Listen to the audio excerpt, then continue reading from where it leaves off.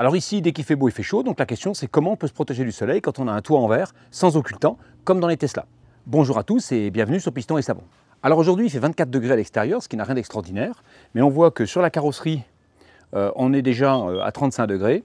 Sur le toit en verre, donc sur le toit en verre, on est à 47 degrés. À l'intérieur, si je prends la température au soleil sur le noir, je suis à 50 degrés, 48, 49. Voilà, j'ai même 52 degrés, 51 degrés. Hein. Si je prends sur le blanc, je suis mieux, je suis à 37, 38, 40 à certains endroits. Bien sûr, la plupart des voitures ont des revêtements noirs à l'intérieur, des sièges noirs, et là évidemment, c'est une catastrophe. Il fait extrêmement chaud à l'intérieur. Bon, j'ai chaud, je vais ouvrir un peu les fenêtres, parce que là c'est vraiment épouvantable. Alors classiquement, les gens qui ont des Tesla vont sur AliExpress et achètent un pare-soleil qui se déploie à 30 €, c'est ce qu'a fait mon fils. Et je vous assure que la qualité n'est pas là. Ce que j'ai trouvé, c'est que ça atténuait l'effet d'ensoleillement, de rayonnement, mais c'est tout. Et donc quand la société Tiliad m'a proposé de tester un de leurs produits, j'ai choisi celui-ci, qui est un pare-soleil, qui me semblait mieux parce qu'il est électrostatique. Donc on a un produit assez qualitatif, qui est très épais, hein, et ça me semble bien, dont la face intérieure va très très bien avec la couleur du revêtement, hein, donc ça fait un ciel de toit qui est très bien. On a des petits machins en plastique là, juste pour mettre sous les garnitures. Alors j'étais assez déçu de voir qu'il était vendu avec des autocollants et des systèmes pour passer sous les garnitures, parce que c'est pas ce que je voulais. Moi je voulais un système électrostatique, système qui se met au plafond, sur le verre, et puis on n'en parle plus, et puis on l'enlève, on le remet autant qu'on veut. Le système avec les petits crochets que vous trouvez sur AliExpress, c'est pas pratique, c'est long à mettre, donc c'est embêtant. Moi je voulais un système simple, qui ne détruise pas la voiture, et qui ne nécessite pas d'outils pour le poser. Et je vous avoue que je ne suis pas arrivé à le mettre. Je ne suis pas arrivé à le mettre, et donc j'ai proposé à l'entreprise de le reprendre. Et ils m'ont expliqué que sur celui de l'avant, il y avait un petit sticker en chinois, qu'une fois traduit, c'était marqué qu'il faut enlever ce revêtement qui est là, qui est fait pour protéger pour le transport et avant la vente, et que c'est une fois que vous l'avez enlevé que ça fonctionne. Donc ce que je leur ai dit, bien sûr, c'est de traduire ça en anglais au moins, parce que c'est pas pratique en chinois, même si tout le monde a un téléphone et sait faire de la traduction chinois. Donc je l'ai testé sur l'avant, je vais vous montrer ce que ça donne en le reposant, et puis on posera ensuite complètement celui de l'arrière. Et je le positionne avec les petits angles, les petits plastiques dans les angles. Et en fait, je me suis aperçu qu'il fallait le mettre assez en avant, parce que c'est en avant qu'il ne faut pas qu'il y ait de jour, parce que c'est moche, parce que c'est là que vous êtes, quoi.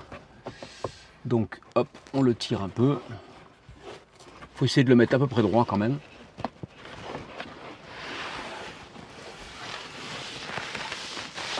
Et voilà. Alors là, je dis pas qu'il soit très très bien posé, mais on peut le replacer. La taille, c'est bien ajusté, il n'y a pas de souci. Moi j'ai un petit pli ici, mais je vais l'enlever par l'autre côté.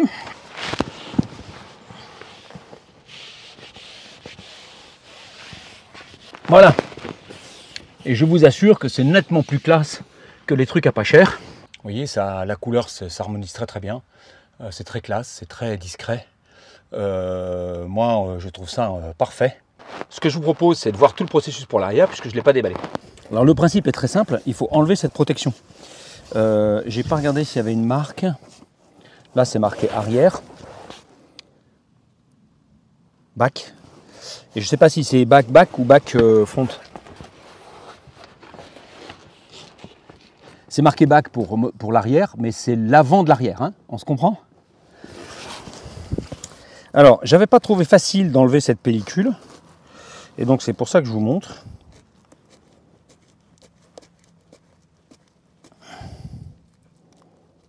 Voilà, faut amorcer, et parce qu'il faut quand même l'enlever partout, quoi. Faut pas en laisser de trop, sinon ça colle pas. Moi j'avais essayé de le coller sans ça, hein. C'était pas du tout électrostatique, hein. J'avais dit mais ça va pas du tout votre truc là, c'est pas électrostatique. Ils m'ont dit bah vous êtes peut-être pas fait comme il faut, et ils l'ont dit gentiment, hein. Il y avait juste un autocollant chinois, là j'ai dit bon, qu'est-ce que tu veux que j'en fasse? Voilà, bah j'aurais dû traduire.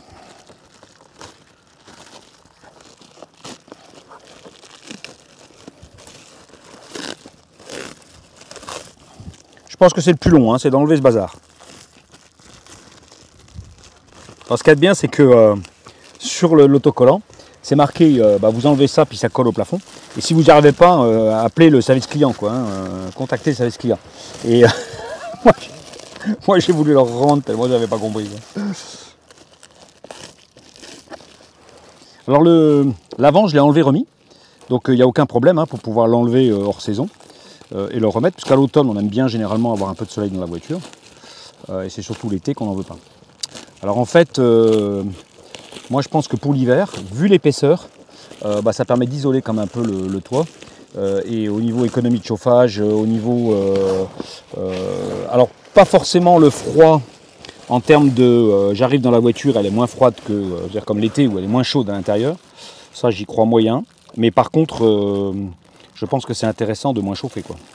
Parce que c'est un isolant, en fait. Hein. Et que vous allez isoler votre toit. Ce ne sera pas mauvais pour ce qui est du chauffage. Hein. Vous isolez le toit de votre maison, c'est pareil. Hein. Bon, j'essaie de faire ça à peu près bien.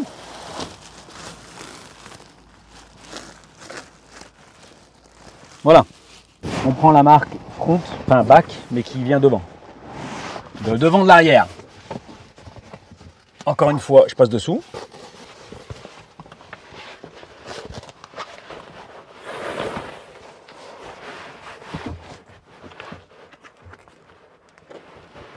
Hop hop hop.